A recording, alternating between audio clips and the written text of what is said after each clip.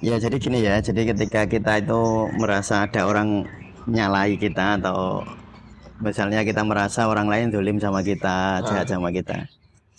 Yang pertama kali perlu kita renungi itu gini ya, bukan merespon dunia luar. Artinya bukan merespon yang kita anggap dia nyalai kita. Mengenali diri itu yang mengenali persepsi-persepsi kita sendiri itu.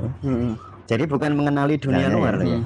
Lalu saya tarik nafas, menyadari nafas sambil saya merasakan semua sensasi yang muncul dari persepsi saya itu. Makanya nah sekarang saya masuk ke Al-Quran ya. Jadi kalau di Al-Quran itu perjalanan memaafkan itu ada level 1, level 2, level 3 Mas.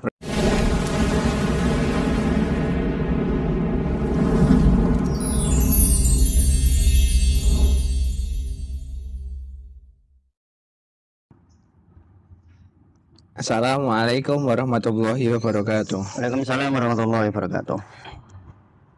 Kali ini kembali lagi di Ngatasi Ngaji Tasawuf Saintifik. Nah, ini karena masih dalam suasana Syawal nih, Bah. Salah satunya nih. Oh, masih tanggal muda. Oh iya, masih tanggal muda. Ya. Nah, itu kan ada orang merasa nggak mau memaafkan juga. Ini kalau tentang memaafkan, silahkan nonton di podcast sebelumnya juga boleh. Ya. Nah, ini juga ada orang merasa, kenapa sih aku selalu disalahi orang terus, selalu hidupku kok jadi kayak gini, Playing victim. Kok banyak yang nggak suka sama aku. Nah itu gimana itu, Bah? Secara tasawuf saintifiknya gimana itu kira-kira? Ya jadi gini ya, jadi ketika kita itu merasa ada orang nyalai kita atau misalnya kita merasa orang lain dolim sama kita, jahat sama kita. Yang pertama kali perlu kita renungi itu gini ya, bukan merespon dunia luar. Artinya bukan merespon yang kita anggap dia nyalai kita, tetapi merespon persepsi kita sendiri. Itu sebenarnya yang paling penting itu merespon persepsi kita sendiri. Jadi merespon apa yang ada di dalam, dari dalam. Karena rumusnya kan kalau di tasawuf kan selalu begitu ya. Jadi rumusnya itu selalu mana arofa nafsahu faqad arofa rabbah. Rumusnya selalu itu sudah rumus. Jadi ibarat matematika ya, rumus Pythagoras ya. Apa namanya? R kuadrat sama dengan A kuadrat plus B kuadrat misalnya. Itu sudah rumus. Jadi kalau kita ingin mengenal Allah, maka mengenali diri. Mengenali diri itu yang mengenali persepsi-persepsi kita sendiri itu. Jadi bukan mengenali dunia luar loh ya. Bukan misalnya saya membentak Mas Jawahir, contohnya. Lalu Mas Jawahir kan merasa saya jahat sama Mas Jawahir. Yang perlu Mas Jawahir lakukan itu bukan bertanya mengapa Pak Mustamir membentak saya.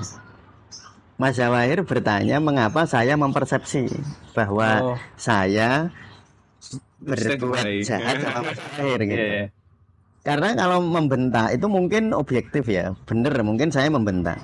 Tapi membentak itu pasti jahat apa enggak? Ya enggak pasti juga. Ya belum tentu kan. Belum tentu bahwa orang membentak atau bahkan mungkin secara verbal itu mencaci ya, barangkali mungkin ya. Tetapi apakah itu pasti salah 100%? Itu belum tentu. Makanya selalu yang penting pada saat kita merasa disakiti orang lain, merasa dizolimi orang lain itu ya merasa. Makanya saya kasih kata merasa. Nah kita yang kita perlu renungi itu perasaan yang merasa itu. Benarkah dia jahat sama saya, ataukah mengapa saya merasa demikian? Nah setelah itu bagaimana cara merenunginya? Nah cara merenungi paling sederhana ya. Ini caranya selalu kalau di tasawuf saintifik kita ajarkan untuk menyadari nafas. Jadi ketika kita merasa si fulan menyakiti saya misalnya ya, lalu saya tarik nafas, menyadari nafas sambil saya merasakan semua sensasi yang muncul dari persepsi saya itu. Merasakan semua sensasinya dari persepsi kan tadi persepsi aku kok disalahi ya misalnya ya jadi persepsi aku kok disalahi, aku kok dijahati, dia kok membentak sama saya, kan ada sensasi dimuncul di tubuh yang nggak nyaman ya. Nah itu disadari saja, lalu diapain? Nggak usah diapa-apain, jangan dipersepsi lagi. Nah jadi persepsinya jangan dipersepsi. Kalau persepsinya dipersepsi lagi nanti nggak berhenti, nggak ada ujungnya malah. Nggak ada ujungnya, makanya terus ngapain ya, dibiarin, cukup disadari. Nah seringkali tuh Ya tentu itu tidak salah ya Mas ya. Jadi ketika ada suatu objek lalu dipersepsi, lalu kita melakukan reframing. Reframe itu mempersepsi atau membuat sudut pandang baru tentang suatu objek. Tapi ini kekurangannya adalah nanti kita kalau kita begitu berarti kita membuat persepsi baru tentang suatu persepsi. Gitu terus aja. Muter. Iya nggak selesai. Nggak selesai. Ya. Makanya jalan yang paling baik ya nanti di Al-Quran nanti ada petunjuk yang sangat indah bagi saya ya. Tapi saya jelaskan dulu ininya. Jadi jangan ketika saya misalnya dijahati sama orang, lalu saya merasa kan ini sudah kadang-kadang otomatis ya, munculnya otomatis dia kok jahat sama saya kan gitu. Lalu saya menyadari perasaan bahwa saya dijahati. Nah menyadari itu bukan mempersepsi. Ya ingat loh ya, beda mempersepsi itu memberi nilai Mas. Mempersepsi mah kasih nilai terus. Memberi nilai baik, buruk kita kan mempersepsi ya, mempersepsi lalu memberi penilaian terhadap sesuatu yang kita anggap ada. Padahal itu hanya persepsi. Jadi kalau nanti menilai persepsi, nanti ada persepsi baru yang menilai persepsi terhadap persepsi. Yang baru lagi. Nah itu makanya pikiran itu sering overthinking itu begitu. Karena mempersepsi suatu persepsi. Padahal persepsi ini bukan realitas. Oh itu hanya. Ya itu kayak ini Mas, kayak orang yang halusinasi nggak sih Pak? Ya nanti ujung-ujungnya kalau dia nggak terlatih, nggak mengendalikan hal ini, nggak bisa menghentikan ini, nanti lama-lama overthinking bisa halusinasi lah. Makanya yang paling bagus ya kita harus menyadari, misalnya si Fulan membentak saya, saya misalnya muncul persepsi dia jahat, itu persepsi kayak gitu kadang-kadang muncul sepersekian detik Mas. Ya tanpa melewati neokortex sebenarnya kalau di otak ya. Tapi langsung dia ke amigdala, ke respon emosi namanya. Mungkin teman-teman kalau masih kebingungan mencerna apa yang saya sampaikan bisa lihat podcast yang lalu ya.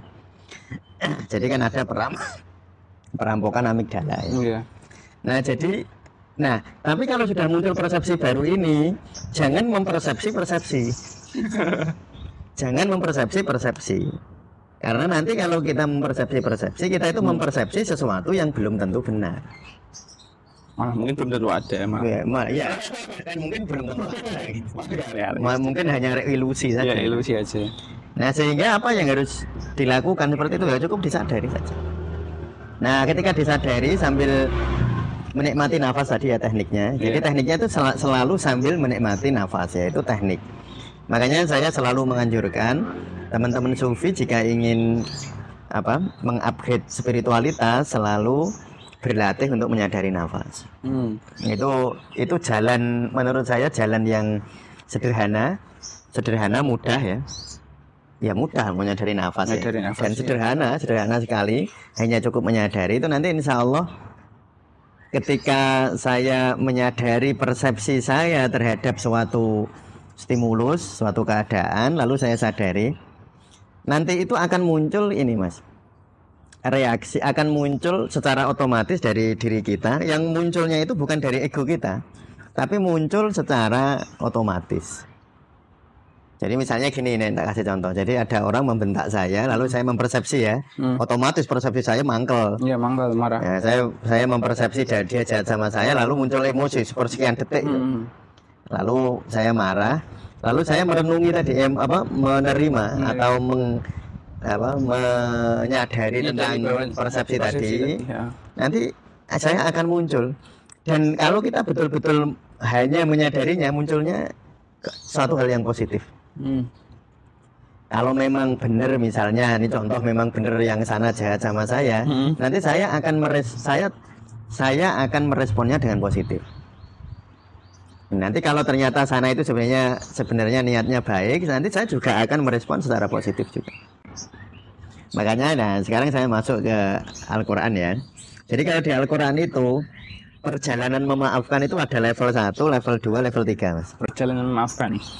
Ya, jadi bagaimana cara kita menghadapi suatu keadaan atau seseorang ya, baik itu keadaan atau seseorang yang menurut kita sesuatu itu buruk atau buruk kepada kita, berbuat jahat kepada kita.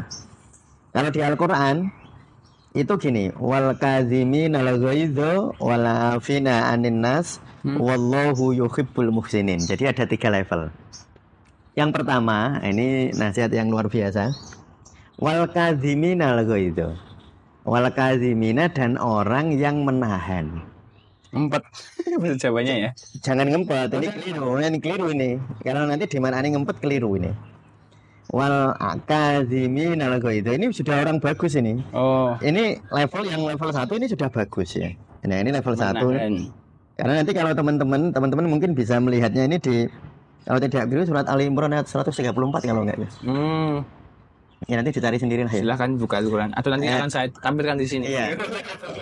Ali Imran yang jelas surat Ali Imran ya ayat 134 kalau tidak salah ya. Itu menjelaskan tentang bagaimana kita menghadapi suatu problematika ketika orang salah nyalai kita ya. Yang pertama wal kadhimin al ghaidha, itu level 1 yang sudah bagus. Yaitu menahan al ghaidha. Al ghaidha itu gini Mas. Kan ada al-ghadab. Al-ghadab itu marah. Iya. Nah, al-ghaidha juga marah. Cuma kalau orang ghadab itu dia secara fisik sudah merespon. Jadi Mas Jawair misalnya saya marah sama Mas Jawair. Pak. Itu namanya ghadab. Kalau al-ghaidha itu marahnya masih di dalam hati. Oh. Ya masih di sini. Nah, itu menahan. Nah, al-kadhimin al-ghaidha. Al-kadhim itu gini. Mas Jawair punya apa kalau musim lebaran ini apa?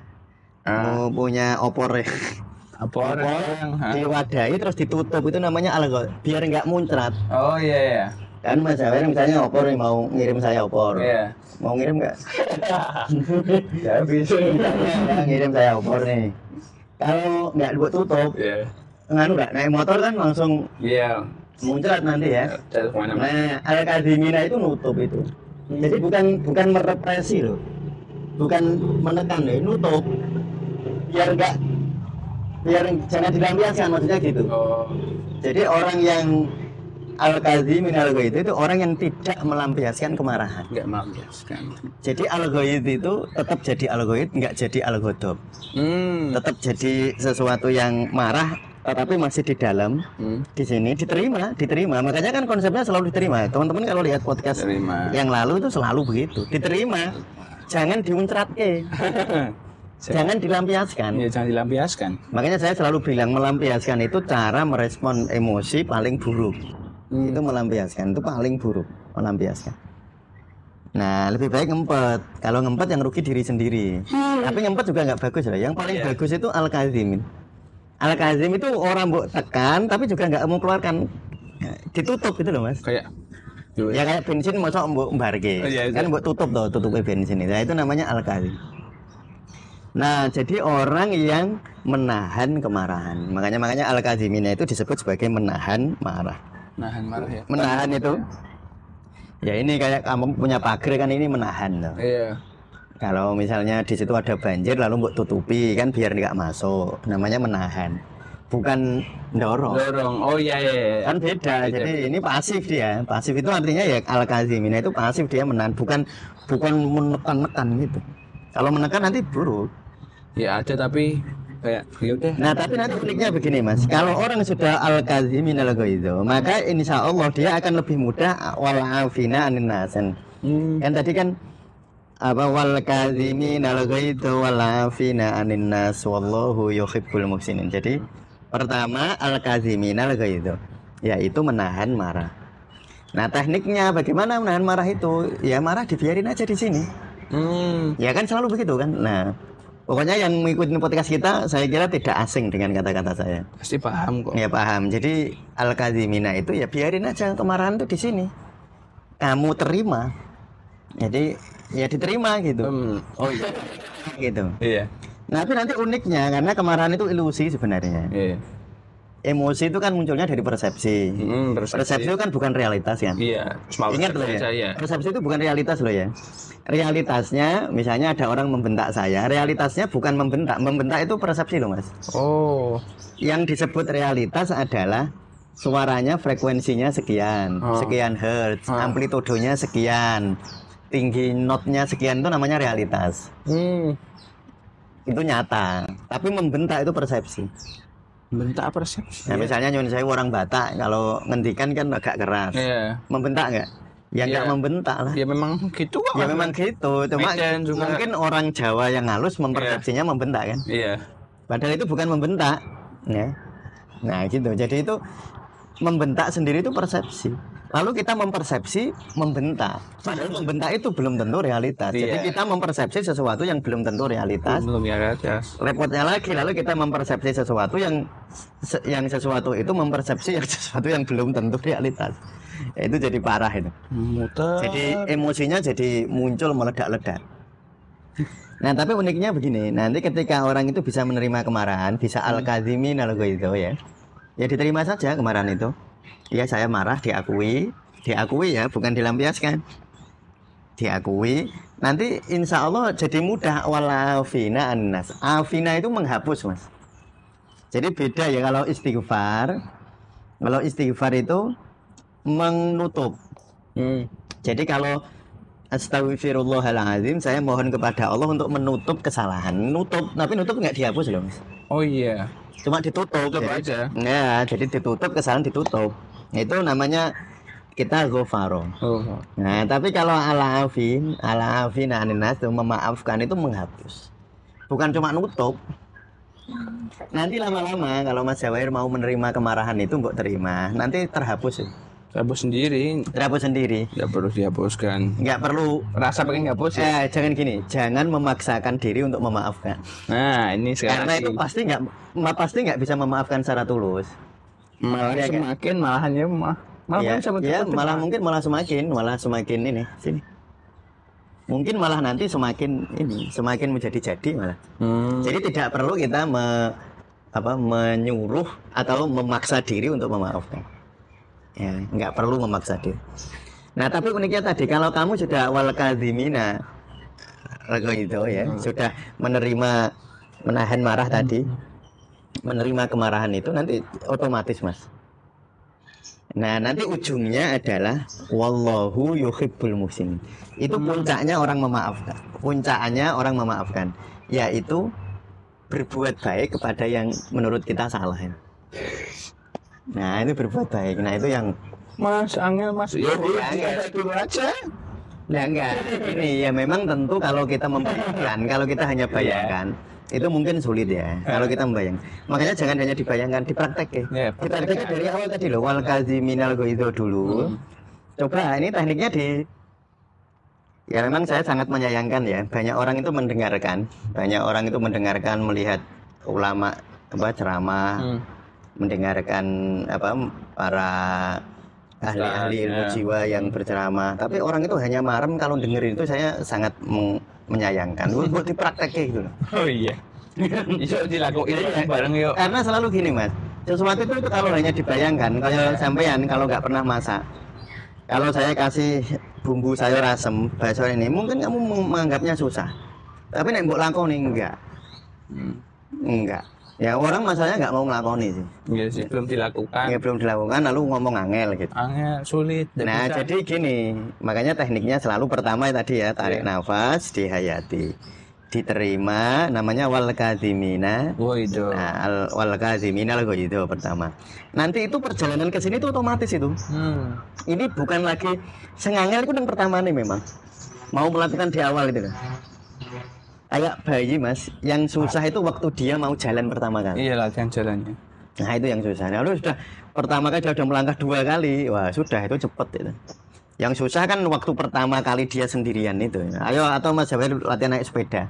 Iya dulu pertama kali. Iya gitu. Jadi yang sebenarnya itu tadi wal kadhiminal ghaidho itu langkah pertama. Nanti ini biasanya akan otomatis wal afina aninnas. Itu nanti otomatis. Nanti kalau sudah wal afina aninnas, sudah memaafkan, sudah menghapus, otomatis wallahu yuhibbul muhsinin. Otomatis kita akan berbuat baik. Tidak peduli kepada orang yang jahat atau yang enggak jahat. Karena berbuat baiknya muhsin itu gini mas. Nah, muhsinin kalau di Al-Qur'an kan dimaknani baik. Iya. Nah, kebaikan hakiki itu ihsan. Ihsan itu muhsin. Namanya orangnya muhsin.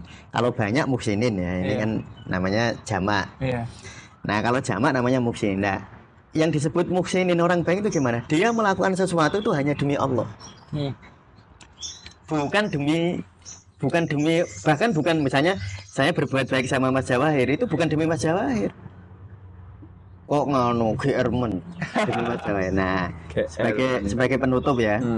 Yang disebut wallahu yuhibbul muhsinin itu gini. Saya mau cerita tentang seorang imam yang luar biasa, sebut saja Imam Ahmad ya. Ini mungkin namanya saya tidak tepat betul ya, tetapi sejarah ini ada gitu. Mungkin nanti teman-teman bisa cari ininya referensi, tetapi substansinya saya yakin ini benar. Jadi ada Imam Ahmad Mas Jawahir itu, dia itu ada pemuda yang tetangga, seorang anak muda yang senengan mempermainkan Imam Ahmad. Padahal Imam Ahmad itu seorang imam yang agung. Sering diprank sama dia tadi. Jadi kalau sore hari dipanggil, diundang datang ke rumahnya. Ketika Imam Ahmad datang ke rumah, Imam Ahmad tadi dibully, enggak saya enggak ngundang kok. Enggak jadi acaranya. Besok minggu depannya lagi diundang lagi. Bilang lagi sama muda tadi, oh enggak jadi acaranya. Sampai berkali-kali diprank terus itu. Sama. Akhirnya yang bosen yang ngeprank. Bukan Imam Ahmadnya. Lalu si pemuda tadi tanya kepada Imam Ahmad, kenapa jenengan saya apusi saya bohongi berulang-ulang kok masih mau datang ke rumah saya? Imam Ahmad ini namanya muhsin ini, namanya muhsinin itu gini, yang ini namanya muhsinin. Saya datang ke rumahmu bukan karenamu, saya datang ke rumahmu karena Allah, karena yang menyuruh saya menghormati tetangga itu Allah. Karena kamu tetanggaku lalu kamu mengundang saya menghormati kamu, maka aku datang. Jadi saya datang kepadamu itu bukan karenamu, karena Allah. Makanya saya nggak pernah bosan, karena setiap saya datang karena saya sebenarnya menemui Allah. Nah itu namanya muhsin. Nah kalau kita berbuat baik seperti itu, nggak ada istilah berbuat baik capek, itu nggak ada. Sekarang kan ada ya orang bilang gitu ya. Iya. Aku berbuat baik terus capek berbuat baik terus ya, karena nggak muhsin berbuat baiknya. Kamu tulus apa nggak tuh? Nah, iya. Kalau berbuat baiknya demi orang ya capek Mas memang. Oh iya. Misalnya saya berbuat baik Mas Jawahir, demi Mas Jawahir nih, wes tak ulang-ulang terus kok yo nggak ada balasannya sama sekali, ya capek saya. Iya. Ya tapi kalau demi Allah nggak capek. Cintaku mau dibalas sih. Nah, itu ya. Makanya kalau kita mencintai karena yang kita cintai, demi yang kita cintai ya capek. Tapi kalau kita mencintai seseorang demi yang menumbuhkan cinta dalam hati, ya nggak capek. Maka jangan ada istilah gini ya, capek mencintai, jangan. Oh iya. Ya itu kalau memang masih begitu ya diakui. Berarti kamu belum muhsin. Belum wallahu yuhibbul muhsin. Padahal yang dicintai Allah itu orang yang muhsin. Berbuat baik, tapi maknanya tadi loh ya, berbuat baiknya karena Allah. Bukan karena yang diperbuat baik. Oh iya. Namanya muhsinin ya, saya kira gitu. Untuk lebaran kali ini. Ya. Baik untuk teman-teman semuanya dimanapun Anda berada, semoga ini jelas ya, sangat jelas. Apalagi masih suasana Syawal ini, sebenarnya nggak cuma Syawal sih, kapanpun dilakukan sebaiknya ya. Kalau Syawal aja nggak bisa ya repot sih. Ya semoga kita menjadi orang yang muhsinin. Amin ya robbal alamin.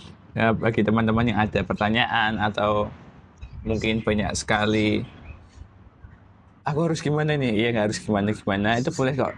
Tulis aja, curhat di kolom komentar atau bisa ngubungi kami, admin, atau ya cerita apa adanya aja yang mau diceritakan. Terima kasih. Jangan lupa like, comment, dan share. Dan semoga kalian semakin bahagia. Terima kasih. Wassalamualaikum warahmatullahi wabarakatuh. Waalaikumsalam.